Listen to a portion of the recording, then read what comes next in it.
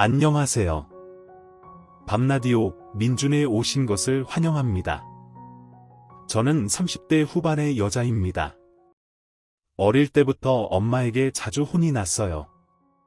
한 번은 엄마가 사준 생일 선물을 폴랑 친구에게 주고 왔는데 엄마가 불같이 화를 내더라고요. 사실 그 인형은 제가 1년 내내 사달라고 졸랐던 비싼 인형이었거든요. 이런 일이 한두 번이 아니었어요. 어린 나이에 친구가 갖고 싶다고 울면 마음이 약해져서 그걸 주고 나서 저도 엉엉 울었어요.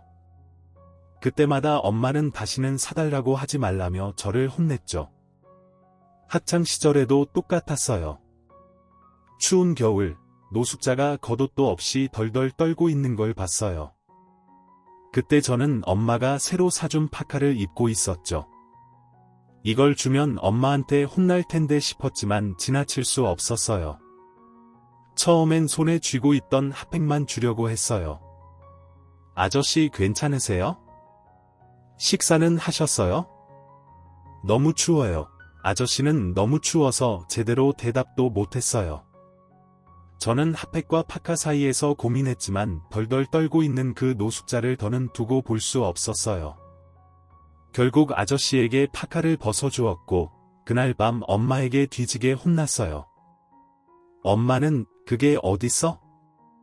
어디서 봤냐? 며 저를 끌고 가 노숙자를 찾으러 갔지만 그는 이미 사라졌어요. 엄마는 속이 터진다며 저를 나무랐어요. 그게 얼마짜린 줄 알아? 엄마 월급의 반을 털어서 산 거야. 엄마 미안해. 솔직히 엄마가 말하는 건 그 파카의 원가고 할인가에 샀다는 건 알고 있었지만 늘 아껴 쓰는 엄마에게는 비싼 돈이었어요. 안 그러려고 했는데 나는 집이 가까우니까 핫팩만 있으면 될 것 같아서. 그래 아주 잘났다. 세상에 착한 사람은 너 하나지? 그래? 그럼 이번 겨울 내내 핫팩만 들고 다니면 되겠네. 저는 집에 걸려있는 오래된 파카를 떠올렸지만 입은 꾹 다물고 있었어요. 여기서 또 예전 거 입으면 되잖아. 같은 소리를 했다가는 얻어맞을 수도 있었죠. 남을 돕는 걸 좋아하다 보니 저는 학교에서도 천사표로 불렸어요. 물론 저희 착한 마음을 이용하는 애들도 있었어요. 윤주야, 나 너무 배가 고파서 그러는데 1,000원만 빌려주라. 윤정, 나 오늘 펜을 안 들고 왔는데 그것 좀 빌려주면 안 돼. 그때마다 저는 친구들에게 모든 걸 빌려줬어요. 물론 그 친구들은 한 번도 저에게 돈을 갚거나 빌려간 물건을 돌려주지 않았어요. 새로 산 펜인데 돌려달라고 할까 생각하다가도 그 친구가 그 펜을 계속 쓰고 있는 걸 보고 있으면 말이 안 나오더라고요. 돈도요. 솔직히 당시에는 그냥 1,000원이니까 뭘 굳이 돌려받나 싶었지만 한 해가 끝나면 그 돈도 꽤 됐죠. 그래도 뭐 배고픈 사람 도와준 거고 없는 물건을 나눠 쓴 거니까 하고 생각했어요. 저는 장래 희망도 성격에 딱 맞는 간호사였어요. 아픈 사람을 도와줄 수 있잖아요. 제가 간호사가 되겠다고 했을 때 엄마는 기가 찬다는 듯이 말했습니다.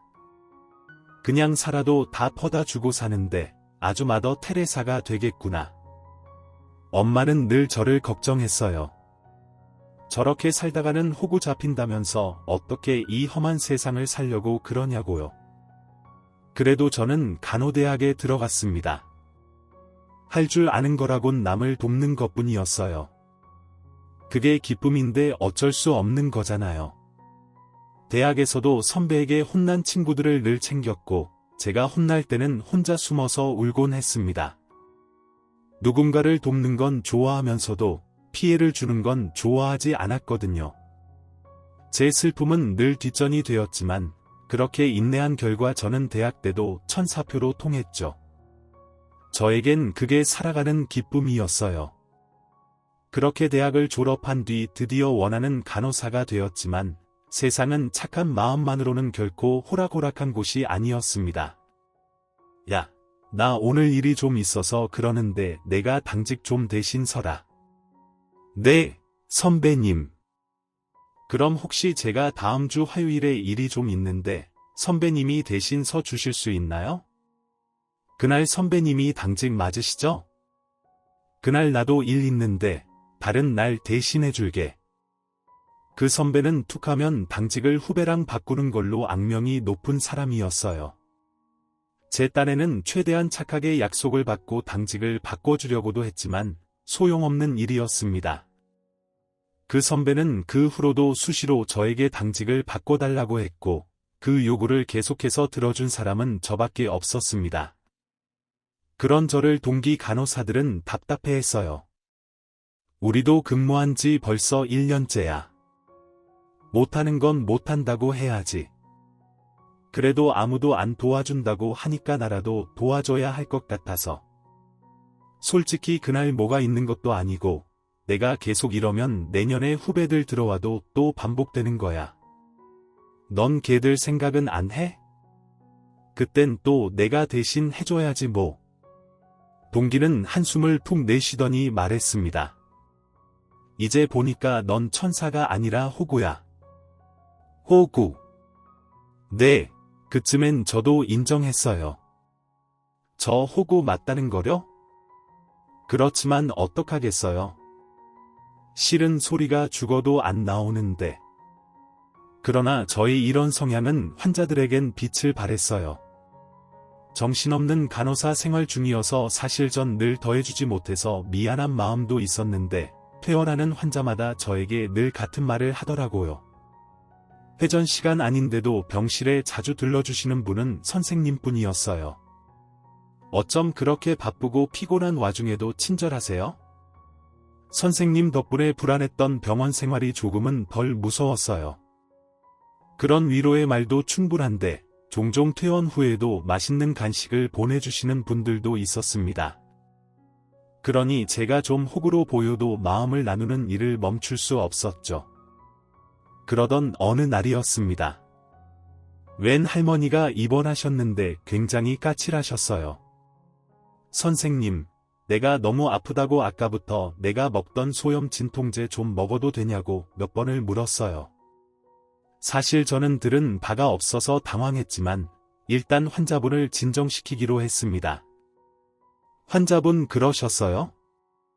제가 환자분 담당이 아니라 정확한 상황은 모르겠는데 알아보고 바로 도와드릴게요. 아니 뭘 또 알아보겠다는 거야? 내가 벌써 3번은 더 말한 것 같구만. 네, 환자분 많이 힘드실 거예요. 그런데 제가 담당자가 아니라서 환자분이 어떤 치료를 받으시는지 확인이 필요해서요. 내가 아프다니까. 내가 먹는 소염 진통제가 있으니까 그거라도 먹게 해달라니까. 늘 먹던 건데 뭐가 어떻다고 이러는 거야? 그 할머니는 막무가내였습니다. 그러나 그런 환자가 처음은 아니었어요. 저는 최대한 침착하게 대응하려고 애썼습니다. 가서 확인해보니 조금 뒤에 시술을 들어가 마취를 해야 하는 상황이라 소염 진통제 복용을 할 수 있는 상황이 아니더라고요. 그런데 그 할머니가 워낙 까칠하다 보니 다들 말하기를 꺼리고 있었더라고요.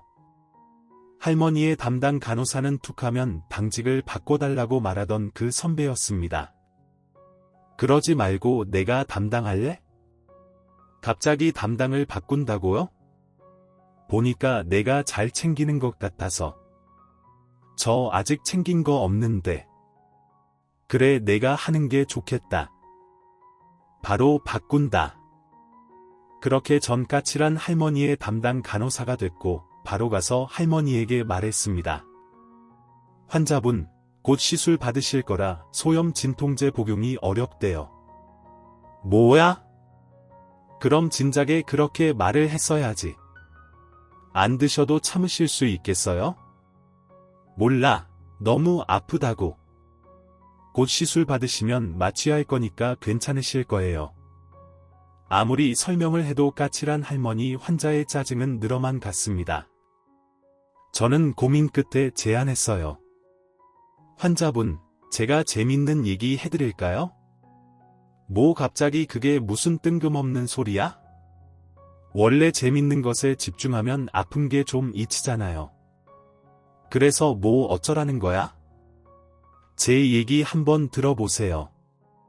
저는 어릴 때 다른 사람을 도와주다가 엄마에게 혼난 이야기부터 저희 호구 인생에 관한 이야기를 들려드렸어요. 처음엔 도대체 무슨 소리를 하는 거냐는 듯 인상만 팍 쓰고 있던 할머니 환자분이 점점 웃기 시작했습니다. 혼날 만했네.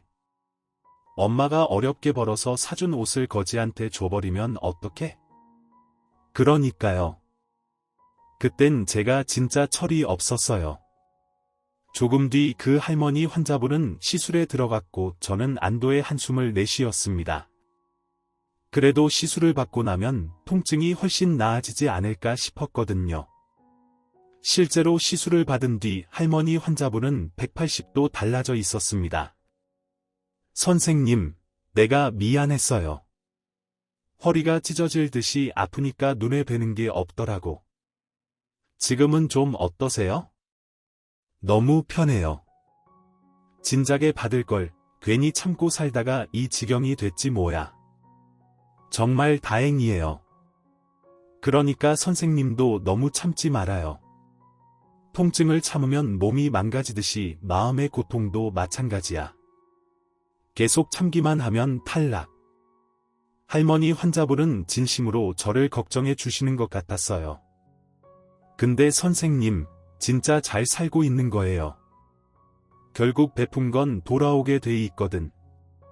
요즘 세상에 선생님 같은 아가씨가 어딨어? 그 말을 듣는데 어쩐지 눈물이 나더라고요. 할머니 환자분은 제 손을 꼭 잡아주셨고 저도 감사하다고 말한 뒤 병실을 나왔습니다. 다음 날 그 환자분의 상태를 점검하러 가는데 그동안 못 봤던 보호자가 와 있더라고요. 안녕하세요. 어머니께 말씀 많이 들었습니다. 어머, 아드님이신가 봐요? 예, 제가 좀 바빠서 이제야 와봤네요. 할머니 환자의 아들이라기엔 좀 젊은 것 같더라고요. 제 눈빛을 읽은 건지 할머니 환자분이 설명해 주셨어요. 내가 결혼을 좀 늦게 했어요. 내 나이에 비해 아들이 좀 어린 것 같죠? 내가 흰머리도 많아서 그래 보일 거야. 아니에요. 너무 보기 좋으세요. 어머니께 잘해주셨다고 들었어요. 정말 감사합니다. 간호사로서 해야 할 일을 했을 뿐이에요. 그렇게 마주서서 보는데 느낌이 좀 묘하더라고요. 기분이 이상해서 서둘러 화제를 돌렸습니다. 환자분 컨디션은 어떠세요? 아주 좋아요. 예, 그럼 오후에 주치의 선생님 오실 거니까 퇴원 날짜 상의하시면 될 것 같아요. 예. 벌써요? 왜요? 다 나아서 퇴원하시는 건데 좋은 일이잖아요. 나가면 선생님을 더 못 보잖아요. 그래도 전 환자분이 다 나아서 퇴원하시는 게 더 좋은데요. 그때였습니다. 환자분의 아들이 저에게 말했어요. 그러시지 말고 우리 집으로 한번 와주시면 안 될까요? 예, 제가요. 저는 정말 깜짝 놀랐습니다. 맛있는 식사라도 대접하고 싶어서요. 아닙니다. 제가 해야 할 일을 한 것뿐인데요. 선생님 그러지 말고 날 봐서 거절하지 말아요. 나랑 같이 밥 한 끼 먹자는 거야. 이렇게 헤어지면 너무 아쉬울 것 같아서 그래. 할머니 환자분까지 그렇게 말씀하시는데 차마 끝까지 거절은 못하겠더라고요. 결국 저 약속을 수락했고 마침 비번이던 그 주말에 할머니 환자분의 댁으로 가게 됐습니다. 막상 가려니 괜히 약속했다는 생각을 멈출 수 없었어요. 밖에서 보는 것도 아니고 집으로 가는 건 정말이지 부담스럽더라고요. 이제라도 못 간다고 할까?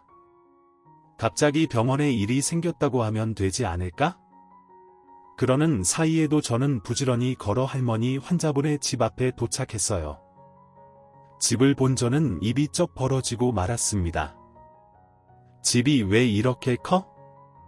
할머니 환자분의 집은 전원주택이었고 차마 초인종을 누르지 못한 채 서성이고 있는데 알아서 대문이 열리더라고요. 설마 나 때문에 열린 건가? 설마 하며 대문을 열고 들어간 순간 병원에서 봤던 환자분의 아들이 서 있었습니다. 놀라서 보고 있는데 그분이 저에게 성큼성큼 다가오더라고요. 기다리고 있었어요. 와주셔서 감사합니다. 아니에요. 제가 감사하죠. 초대해 주셔서 감사해요. 저는 그를 따라서 집 안으로 들어갔고 집 안에는 성대하다 싶을 정도로 맛있는 음식이 준비돼 있었습니다. 어서 와요. 내가 우리 선생님 먹이려고 다 준비했어. 환자분, 아직은 조심하셔야 돼요. 아유, 알았어요. 누가 간호사 선생님 아니랄까봐 잔소리는. 저에겐 아직 환자로 보이던 분이라 걱정이 앞섰지만 그날의 식사 자리는 마치 제 집에 와 있는 것처럼 편안했습니다. 식사를 마치고 돌아가려는데 할머니의 아들이 저에게 번호를 묻더라고요. 연락해도 괜찮을까요? 어느덧 해가 진 저녁이었고 잘 정돈된 마당에는 큰 나무가 있었는데 저와 그 남자는 그 아래에 서 있었어요. 제가 대답하지 못하고 망설이자 그가 그 나무에 관해 이야기해 주더라고요. 이 나무는 이 집을 짓기 전부터 여기 있었는데 어릴 땐 그네가 달려 있었어요. 갑자기 무슨 얘기를 하는 건가 싶었는데 그가 저에게 자신의 옛 이야기를 들려주었습니다. 아버지가 살아계실 땐 그네도 밀어주시고 그랬는데 선생님께 우리 집을 보여드리고 싶었어요. 왜요? 선생님도 저희 어머니께 선생님의 옛날 이야기를 들려주셨다면서요. 그에 대한 보답으로요. 그 순간 그 남자에게 호감이 갔던 것 같아요. 결국 저는 그에게 연락처를 주었습니다. 연락 정도는 하고 지내도 괜찮겠다 싶었거든요. 그 일을 시작으로 우리는 사귀기 시작했고 결혼까지 약속하게 됐죠. 알고 보니 그는 판사였고 그가 병원에 오게 된 것도 할머니 환자분의 전략이었더라고요. 결혼하겠다고 인사를 하러 갔더니 그제야 할머니 환자분, 아니 이제는 제 시어머니가 그러시는 겁니다. 그때 애가 널 보고 너무 마음에 들어서 아들한테 병원에 오라고 했어. 그리고 집으로 식사 초대 좀 해달라고 했지. 내가 짬판이긴 하지만 둘이 눈이 맞을까 싶었는데 글쎄 내 아들놈이 첫눈에 너한테 반했지 뭐니. 판사 될 때까지 공부만 하느라 연애라곤 해본 적이 없던 애였는데 내 아들한테도 이런 면이 있구나 싶었지. 생각도 못했어요. 전 오히려 남편이 판사인데 제가 간호사라 조건에서 좀 밀리는 게 아닌가 싶었거든요. 그런 걸 신경 썼으면 애초에 판사 아들을 병원으로 부르지도 않았을 거야. 그렇게 전 남편과 결혼했고 남편에겐 남동생 2명이 있었습니다. 두 사람 모두 이미 결혼을 한 상태였어요. 솔직히 가족이 한 집에 모이는 날은 주눅이 좀 들었습니다. 동서들의 스펙 때문이었죠. 요즘 간호사들은 할 말 다 해요. 특히 경력 좀 많다고 레지던트들 무시하는 간호사도 많아. 맞아요. 우리 약국에 들여놓을 약 좀 물어보려고 병원에 전화하면 간호사들이 얼마나 퉁명스럽던지. 요즘 간호사들은 그때도 높아. 하긴 그러니까 우리 형님이 판사 남편을 잡았겠죠. 동서들은 각각 의사, 약사였습니다. 약사까지는 그렇다 쳐도 솔직히 말해 의사는 간호사인 저에게 늘 상사 같은 존재라 동서임에도 불구하고 대하는 게 쉽지 않았어요. 동서들은 제 앞에서 마치 제 주제도 모르고 간호사 주제의 판사 남편을 만났다는 식으로 말하곤 했지만 저는 늘 그랬듯 싫은 소리를 할 수 없었습니다. 그러게 내가 운이 좋았네. 저희 대답에 두 사람은 재밌다는 듯 키득거리며 웃더라고요. 그러나 전 차마 웃을 수 없었죠. 그렇게 몇 년 후 남편의 몸에서 암이 발견됐어요. 수술을 받으면 괜찮아질 거라는 의사의 말과 달리 남편은 젊은 나이 탓에 더 빠르게 암세포가 전이됐고 결국 세상을 떠났습니다. 큰아들이 세상을 떠난 뒤 시어머니는 많이 힘들어하셨어요. 그러나 동서들은 자기 남편 일이 아니다 보니 크게 관심이 없는 눈치였죠. 저는 결국 간호사 일을 관두고 시댁으로 들어가 시어머니를 돌보기 시작했습니다. 그러나 시어머니는 자식을 먼저 보낸 슬픔을 견디지 못하셨고 결국 오래지 않아 세상을 떠나셨습니다. 시어머니는 10억 현금 재산을 모두 동서들에게 남기셨어요. 그리고 저에게 주신 건 평소 시어머니가 입고 다니셨던 명품이지만 너무 오래돼 낡고 허름한 파카를 남기셨습니다. 파카를 본 동서들은 웃음을 터뜨렸습니다. 형님은 겨울에 따뜻하겠네. 동서들은 비웃었지만 저는 그 파화를 고이 간직했습니다. 그리고 시어머니가 돌아가신 뒤 파카 안주머니를 열어본 순간 저는 제 손으로 시어머니의 무덤을 파헤치기 시작했습니다. 돌아가시기 전 시어머니는 마치 제가 처음 병원에서 뵀던 짜증 많던 할머니 환자와 같은 모습이었습니다.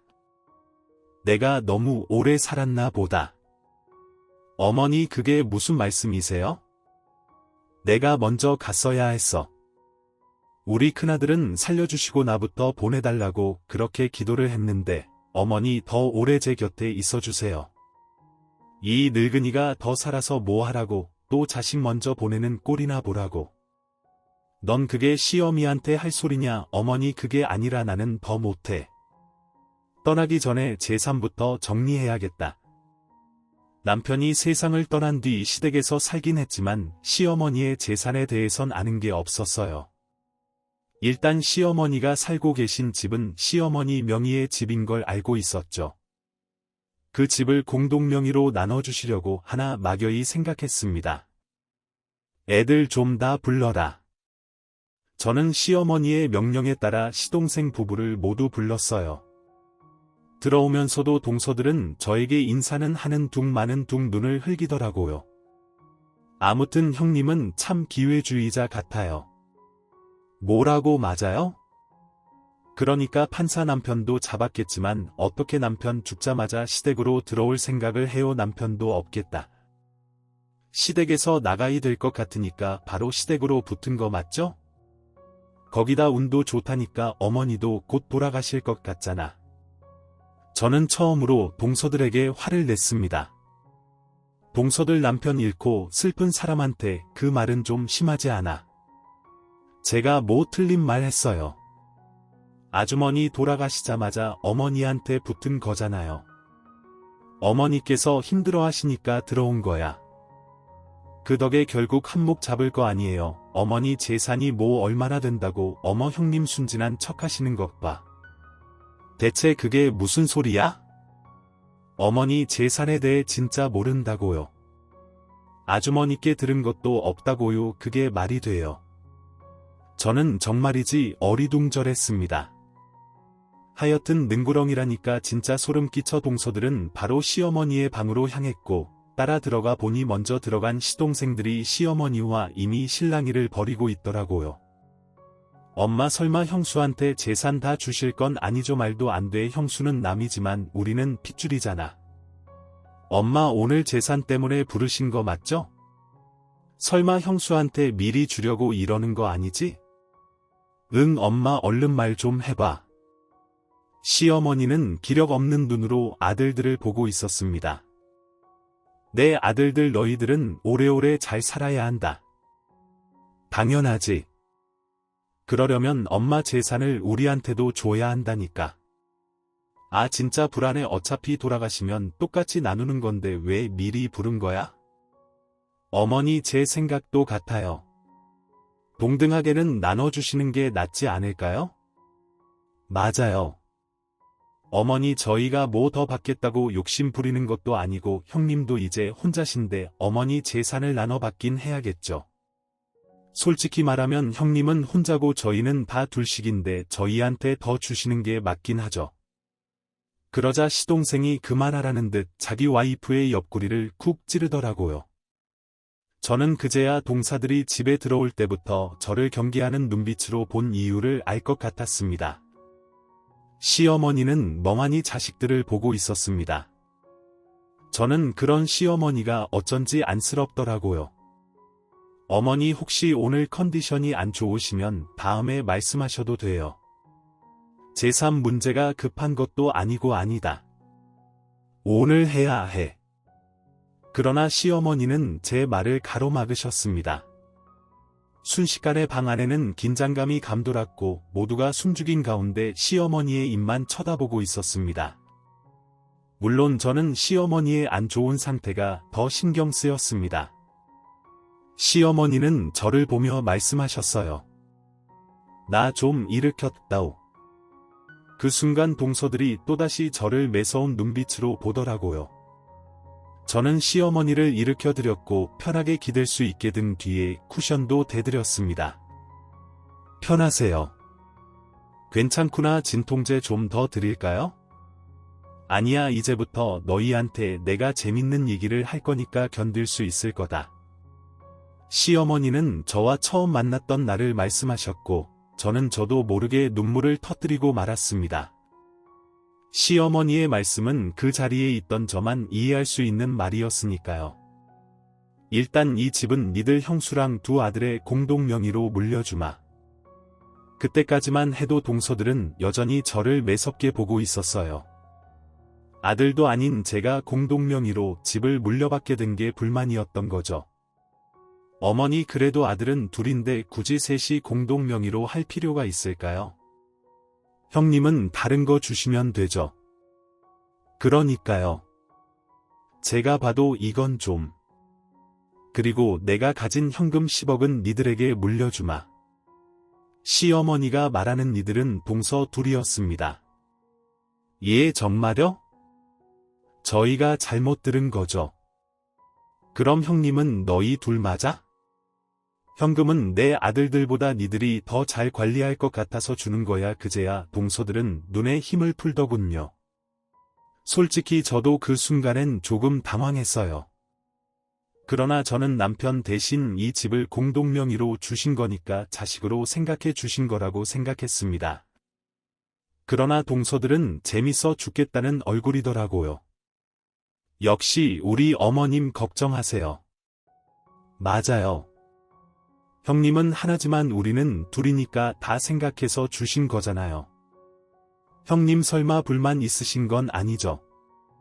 우리 형님 완전 천사잖아. 설마 어머님 판단에 불만을 품으시겠어. 저더러 천사라 하며 또 호구를 만들려고 하는데 솔직히 더 할 말은 없었어요. 동서들 말대로 시어머니의 판단에 토를 달 생각도 없었고 어디까지나 시어머니 재산인데 제가 왈가왈부할 것도 아니고요. 당연히 괜찮지. 어머니께서 알아서 나눠주신 건데 그때 시어머니께서 저에게 옷장 안에 있는 큰 쇼핑백을 가져오라고 하시더라고요. 모두의 시선이 옷장으로 향하는 저를 향했습니다. 이거요. 그래, 그거. 그 안에는 시어머니께서 자주 입고 다니시던 명품 파카가 들어있었어요. 꺼내보려 저는 시어머니의 말씀에 따라 파카를 꺼냈고 파카는 명품이었지만 너무 오래되어 여기저기 다 해져 있었어요.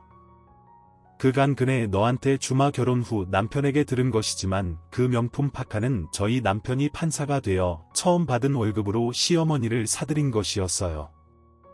그래서 저에게 주시나 보다 생각하며 파크를 고이 접어 다시 쇼핑백에 넣었습니다. 제가 잘 간직할게요. 그래, 꼭 그래줘. 그러나 동서들은 웃음을 참는 얼굴이었죠. 형님은 겨울에 따뜻하겠네. 그러니까요. 어머니가 입으시던 거니까 잘 입고 다니세요. 그렇게 시어머니의 말씀이 끝난 뒤 시동생 부부는 먼저 밖으로 나갔어요. 저는 시어머니가 다시 편히 누우실 수 있게 도왔고 진통제도 드렸습니다. 어머니 고생하셨어요. 누워서 좀 쉬세요. 한숨 자야겠구나. 예, 제가 나가서 잘들 가는지 배웅할게요. 그래, 잘 부탁한다. 내가 없어도 내가 큰 사람이니까 잘 들여다봐줘. 예. 걱정하지 마세요. 나한테 섭섭하지 않고 제가 왜요? 전 어머니께 감사한 것뿐이죠. 그 내가 그렇게 빨리 갈 줄 알았으면 널 소개하는 게 아니었는데 내가 미안하다. 어머니, 저 남편이랑 어머니께 사랑 많이 받았고 아쉬운 거 하나도 없어요. 그래 너라면 그럴 줄 알아서 시어머니는 조금 뒤 잠드셨고 저는 조용히 방문을 닫고 나왔습니다. 나와 보니 시동생 부부가 기다리고 있더라고요. 형수 너무 섭섭하게 생각하지 말아요. 어머니가 돌아가실 때가 되니까 아무래도 살아있는 자식들이 더 신경 쓰이신 모양이에요. 저희가 섭섭하지 않게 종종 챙겨드릴게요. 서방님 어머니 더 오래 사실 거예요. 그런 말씀 마세요. 물론 형수님이야 그걸 바라겠죠. 그래야 이 집에서 더 오래 편하게 살 테니까. 그럼 서방님들은 안 바라세요? 형수는 꼭 이런 식이더라. 누가 보면 효도는 다 형수만 하는 줄 알겠어요. 여보 그만해. 형님이 지금 얼마나 당혹스러우시겠어. 아주머니 돌아가시고 바로 어머니 댁으로 들어왔는데 어머니도 참 너무하시지. 그러니까요. 형님한테는 그냥 명목상으로 집만 공동명의로 주신 거잖아요. 아니지 명품 파카도 주셨잖아. 동서들은 웃음을 터뜨렸고 시동생은 쐐기를 박더라고요. 어머니 돌아가시고도 이 집에서 사실 생각은 아니죠. 그럼 공동명의로 집 갖고 있어봤자 세금만 세 사람이 무는 거야. 그냥 팔아서 3등분 하는 게 최고야. 저는 도저히 못 참겠더라고요. 제가 어떻게 해서든 이 집 사서 지킬 거니까 걱정하지 말고 가보세요. 형수가 무슨 돈으로요? 간호사도 관두셨잖아. 그러게 엄마가 재산 좀 남겨주실 줄 알고 관두셨을 텐데 어떡해요? 제 걱정들은 마시고 가서 쉬세요. 저도 어머니 드실 전복죽 끓여야 하니까. 아무튼 형수 우리 어머니 좀 잘 부탁해요. 그래도 형수한테 형 몫은 주신 거잖아요. 시동생 둘은 먼저 나갔고 동서 둘은 아직 할 말이 남았는지 문 앞에서 서성이더라고요. 동서들은 안가 형님이 너무 부러워서요. 남편 대신 이 집도 공동명의로 받고 어머니께서 가장 아끼시던 파카도 주셨잖아요. 그러니까요. 저게 좀 낡아서 그렇지 명품이잖아요. 뭐 좀 많이 낡긴 했지만 그래도 저것도 부러워하는 사람도 있을거려. 하긴 간호사가 사 입기엔 좀 비싸긴 하네. 다시 간호사 일하실 거죠? 혹시 일자리 없거든 우리 병원으로 오세요? 자리가 잘 안 빠지기는 하는데 파트타임 자리라도 드릴게요. 가족인데 제가 그 정도는 해드려야죠. 시어머니의 현금 10억 원을 나눠받은 동서들은 신이 나 보였습니다. 그러면서 저에겐 이젠 남편도 없고 시어머니도 없으니 다시 간호사 일을 시작하라는 듯 참견을 하더라고요. 그래 고마워 어서들 가봐. 서방님들 기다리시겠다. 그 와중에도 전 동서들에게 그냥 고맙다고 했어요. 그냥 동서들은 그만 재미를 느끼고 나가주었으면 했거든요. 형님 얼굴을 보니까 많이 실망하셨네. 그러니까요. 그래도 이 집이 마치 형님 집인 것처럼 구시는 건 좀 오버인 거 알죠? 이제 엄연히 우리 신랑들 집이기도 하니까 가라 말라 하는 건 좀 동서. 이 집은 아직 어머니 집이야. 형님 딱 봐도 이제 어머니 끈도 떨어지신 것 같은데 집주인 노릇 좀 그만하세요. 그러게 왜 간호사 일은 관두셔가지고 어머니를 너무 믿으셨다. 동서들은 끝까지 저를 비웃으며 돌아갔고 저는 홀로 남아 잠시 한숨을 내쉬었습니다. 시어머니의 편파적인 유산분배도 괜찮다고만 생각했는데 막상 혼자 남으니 머릿속이 복잡해지더라고요. 시동생들에게 큰 소리는 쳤지만 이 집을 제가 살 수 있을 만한 돈이 어디 있었겠어요? 간호사로 복직을 한다고 해도 결코 쉬운 일이 아니었습니다. 제가 시댁을 사고 싶은 이유는 하나였어요. 이 집은 시어머니가 저희 남편을 낳은 해에 산 집이었습니다. 남편이 살아있을 때 들은 이야기였어요. 동생들은 퇴원하기 전이라 기억도 안 날 거야. 원래는 이렇게 큰 집이 아니었는데 어머니랑 아버지가 열심히 일하셔서 옆집 땅까지 사서 다시 건축한 집이었어. 나는 지금도 가끔 옛날 집이 생각나. 동생들한테는 말해봤자 기억도 못하는 이야기니까 해본 적도 없지만 당신이랑 어머니께 큰 의미가 있는 집이니까 맞아. 그래서 당신이 괜찮으면 나중에는 우리가 이 집에 들어와서 살면 어떨까 싶은데 나는 너무 좋지. 난 지금도 좋아. 근데 어머니가 싫어하시잖아.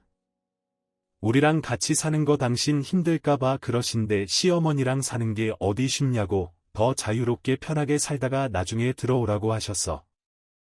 진짜 나중엔 들어와도 된다고 하신 거야. 그럼 어머니가 당신을 얼마나 좋아하시는데 전에 남편이 했던 이야기가 떠오르면서 갑자기 너무 서럽더라고요. 이제라도 시어머니께 부탁드려서 이 집이라도 살 수 있게 해달라고 해볼까도 생각했지만 저마저 아픈 어머니에게 재산 이야기를 하고 싶진 않았어요. 그리고 얼마 후 시어머니는 제가 해드린 전복죽을 맛있게 드신 뒤 돌아가셨습니다. 돌아가시면서도 끝까지 잘 부탁한다는 말씀만 하셨어요. 시어머니가 돌아가신 뒤 유산이 정리됐고 일단 집은 공동명의로 두기로 했습니다. 시동생들은 인심 쓴다는 듯 저에게 말하더라고요. 일단 집 처분할 때까지는 지내세요. 그렇다고 계속 사시라는 건 아니고요. 시어머니가 돌아가신 직후기도 했고 당장 집을 어떻게 해야 할지 결론을 못 내린 상태였어요. 저는 저에게 시간을 조금만 달라고 했습니다. 그러나 시동생 부부는 냉정했어요. 형님 진짜 약속하세요. 이 집 팔릴 때까지 지내는 대신 부동산에서 연락 오면 따박따박 받으시고 집도 잘 보여주셔야 해요. 알겠죠? 알겠어. 형님 섭섭해하지 마세요. 남끼리 공동명예해서 뭐해요?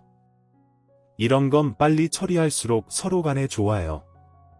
결국 시동생 부부는 어머니의 집을 바로 부동산에 내놓았고 공동명의자였음에도 불구하고 제 의견은 조금도 통하지 않았습니다. 한 번은 동서들이 양손 가득 뭘 바리바리 들고 집에 왔더라고요.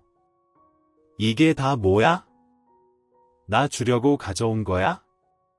어머 형님도 참 이걸 어떻게 형님을 드려요? 어머니 유언을 따라야지 이거 저희 돈 찾아온 거예요. 어머니가 각각 주신 5억 중에서 1억씩 형님 보여드리려고요. 동서들은 양손 가득 들고 있던 쇼핑백을 내려놨고 그 안에는 정말 현금으로 된 1억씩 총 2억이 들어 있었습니다. 형님도 현금으로 2억 보낸 건 처음이죠. 동서랑 저랑 신나서 한번 출금해봤어요. 그래도 이걸 다 뭐하게 형님 보여드리려고 가져왔다니까요? 이런 걸 그림의 떡이라고 하는 거 아니겠어요? 동서들은 서로를 보며 까르르 웃었고 저는 그제야 동서들의 의도를 깨달았습니다. 그러니까 동서들은 저를 약 올리기 위해 온 거였어요. 어머니도 너무하시지 어쩜 형님한테는 현금 한 푼을 안 남겨주셨을까? 형님 너무 화나시면 마당에 큰 나무 앞에 가서 소리치세요. 거기다 어머니 유골 가루 묻었잖아요. 동서들은 제 기분은 생각지도 않은 채 떠들어댔고 저는 말이 나온 김에 동서들이라도 설득해 보기로 했습니다. 동서들 말대로 어머니 유골 가루도 나무 아래에 묻었는데 굳이 이 집을 팔아야겠어. 형님 이 집 살 돈 있어요? 아니 물론 지금은 없지 앞으로도 없을 것 같은데. 형님이 간호사 일해서 버는 돈이라 봐야 생활비로 써야 할 거고 대출받아도 전원주택이라도 많이 안 나올 거려. 그래도 어머니의 추억이 담긴 집이잖아. 유골가루도 묻었고 그거야 다시 꺼내면 되죠. 뿌린 것도 아니고 함체로 묻어둔 거잖아요. 이사할 때 꺼내서 납골당으로 옮기면 되죠. 설마 형님 이러려고 어머니 유골가루를 나무 아래에 묻자고 하신 거예요. 사실 시어머니의 유골을 화장한 뒤 서방님 부부는 납골당에 모시기를 원했어요. 그러나 전 시댁 마당에 있는 큰 나무 아래 묻자고 했습니다. 남편에게 들은 추억 이야기가 떠오르기도 했고 시어머니를 납골당에 모시는 건 그 낯선 납골당에 홀로 두고 오는 것 같아 마음이 편하지 않았거든요. 그런 게 아니라 아무튼 그건 파가면 되는 거니까 이제 와서 딴소리 마세요. 부동산에서 연락 오면 받고 계신 거 맞죠? 아직 연락 안 왔어. 하여튼 우리 어머니도 참 혼자 사시면서 뭐하러 이렇게 큰 전원주택에서 사셨을까요? 관리만 어렵고 잘 팔리지도 않고 그러니까 말이야. 이 집에 살 돈으로 강남에 아파트 하나 샀으면 가격도 뛰고 좋았을 텐데. 하여튼 우리 어머니랑 형님이랑 은근히 닮았어요. 나랑 어머니가 내 고리타분하고 꽉 막혔잖아요. 아니 아무리 공동명의로 형님을 끼워주셨다고 해도 그렇지 그렇게 눈치가 없으세요? 그게 무슨 소리야? 어머니께서 재산 분배하신 것만 봐도 형님이 어머니한테도 얼마나 골치 아픈 존재였는지를 모르겠어요. 모 남편 죽자마자 시댁으로 들어와서 붙어 있으니까 재산을 안 줄 수도 없고 그렇다고 산 자식들이 둘이나 더 있는데 똑같이 줄 수도 없으니까 결국 집이나 공동명의로 해주신 거잖아요. 한마디로 마지못해서 주신 거죠. 그런데도 형님은 그걸 못 알아듣고 끝까지 집에 남아서 공동명의 분만큼의 돈을 받겠다는 거잖아요. 하여튼 옛날부터 기회주의자인 건 알아봤지만 형님도 은근 독하세요. 그때까지는 한 번도 해본 적이 없는 생각이었어요. 시어머니가 저를 처치곤란으로 생각해 마지못해 집만 공동명의로 주신 거라니. 그런데 동서들의 말을 듣고 보니 정말 그런 것도 같더라고요. 그래서 해진 파카도 주신 거잖아요. 어머니한테 형님은 그런 의미인 거예요. 해지고 못 입는 낡은 파카 입지는 못하겠는데 버릴 수도 없고 처치곤란인 거지. 저랑 동서는 무슨 의미인지 딱 알겠던데 거기까지는 도저히 머리가 안 돌아가세요. 큰 형님이 머리가 그렇게 좋았으면 형님처럼 의사를 했겠죠. 간호사가 아니라 동서들이 간호사라는 직업을 무시하고 비하하는데도 그 순간엔 머릿속이 새하여서 대꾸할 말이 떠오르지 않았어요. 동서들이 돌아간 뒤 저는 집 안을 천천히 돌아보다가 결심했습니다. 시댁에 나가기로요. 제 짐을 챙겨서 1층 거실로 나오는데 발걸음이 너무 무겁더라고요. 시어머니의 마지막 모습도 떠오르고 이 집에서 남편과 보냈던 시간도 떠오르고요. 남편이 세상을 떠난 뒤 그래도 같은 슬픔을 공유할 수 있는 유일한 분이 시어머니셨는데 시어머니에겐 제가 짐이었을 수도 있다는 걸 그제야 알았습니다. 그래도 저에게 남겨주신 건데 낡은 파카는 가져야 할 것 같았어요. 시어머니 방에서 파카를 꺼내왔죠. 트라이를 맡길까? 그래도 드라이를 하면 더 입을 수 있지 않을까 생각하며 혹시나 주머니에 있을지 모른 것들을 빼기 위해 파카 주머니에 손을 넣었을 때였습니다. 주머니 속에서 웬 종이가 나오더라고요. 어머니 건가 뭔지 확인하려고 펼쳐본 거였는데 그 안에는 시어머니가 저에게 남긴 편지가 적혀 있었습니다. 어머 세상에 저는 너무 놀라서 편지를 읽기 시작했고 그 안에는 놀라운 내용이 담겨 있었습니다. 그녀야 놀랐지. 내가 이 낡은 파카를 너에게 남겨서 너도 아는지 모르겠지만 이건 큰아들이 처음 판사가 돼서 받은 월급으로 날 사준 거야. 아들 중 유일하게 첫 월급으로 이렇게 비싼 명품 파카를 사온 녀석이었지. 그런 아들이라 널 보는 순간 꼭 소개해주고 싶었는데 너희 둘이 인연이어서 얼마나 다행인지. 물론 너에겐 미안해. 비록 우리 아들과 백년해로는 못했지만 너는 평생 내 며느리야. 너에게 가장 좋은 걸 주고 싶었다. 넌 분명히 이 편지를 발견할 거라고 믿어. 내가 준 걸 함부로 버릴 아이도 아니고 너야말로 나를 정말 내 자식들보다 아껴주고 돌봐준 사람이지 않니? 몸이 계속 힘들어서 너에게 자꾸만 짜증을 내서 미안하구나. 아들을 잃고 얻은 병이라 그런지 몸만 아픈 게 아니라 마음마저 아파 그랬던 거라고 용서해주렴. 너도 힘들고 슬플 텐데 그 마음을 못 보살펴줘서 미안하구나. 그런 나를 끝까지 돌봐주어서 고맙다. 이제 내가 날 위해 할 일은 우리 집 마당에 있는 큰 나무 아래를 파보는 것뿐이야. 그게 진짜 네 몫이고 이게 내가 너에게 마지막으로 해주는 진짜 재밌는 이야기란다. 저는 너무 놀라서 시어머니의 유골함이 묻혀있기도 한 큰 나무 아래로 달려갔어요. 손으로 조심스럽게 파다 보니 시어머니의 유골함이 나오더라고요. 이상하네. 유골함 묻을 땐 아무것도 없었는데 아무래도 더 깊은 곳에 뭔가가 묻혀 있나 보다 싶어서 더 파고 또 파다 보니 그 안에 웬 상자가 있는 겁니다. 이게 뭐야? 언제 묻으신 거지? 상자가 꽤 묵직하더라고요. 상자를 열어본 저는 깜짝 놀라고 말았습니다. 어머, 한밤중이었는데도 상자 안에 있던 것들은 달빛을 받아 반짝이고 있었어요. 그 안에 든 것은 금괴였습니다. 금괴를 거의 다 꺼냈을 때 가장 밑바닥에 뭔가가 또 있더라고요. 겨우 팔을 넣어서 꺼내보니 통장과 그 안에 든 쪽지가 있었습니다. 그 통장은 제 명의의 통장이었어요. 번뜩 오래전에 시어머니께서 혹시 안 쓰는 통장이 있느냐고 물으셔서 드린 기억이 나더라고요. 근데 어머니 제 통장으로 뭐 하시려고요? 내가 안 쓰는 거 맞지? 네, 맞아요. 그래서 체크카드도 없는데 괜찮아. 그냥 이것저것 소소하게 빠져나가는 통장 하나 만들려고 했는데 귀찮아서 그냥 네 통장으로 해야겠다. 네, 그러세요. 휴면 계좌돼 있는 건 풀어놨어요. 너무 오래 쓰지 않아서 저는 필요하지 않은 통장이었어요. 시어머니가 그 통장으로 이상한 일 하실 분도 아니었고 믿고 드린 거여서 완전히 잊고 있던 통장이었습니다. 일단 통장 안에 든 쪽지를 먼저 봤어요. 아가, 그 금괴 모두 내 걸로 등록해놨다.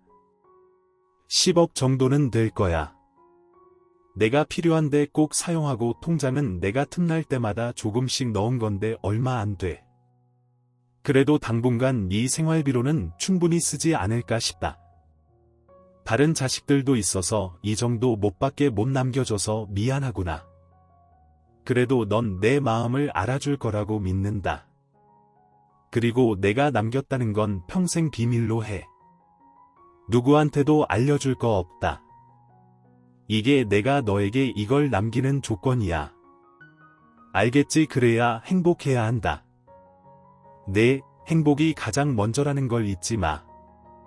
통장을 열어보니 결코 적은 금액이 아니더라고요. 통장 안에도 1억에 가까운 돈이 들어있더라고요. 저는 어머니의 쪽지와 통장을 끌어안은 채 또 엉엉 울고 말았습니다. 혼자 남은 제가 안쓰러워서 어떻게든 뭐라도 더 남겨주고 싶어 하신 마음이 너무 느껴지더라고요. 결국 전 시댁을 사는데 성공했습니다.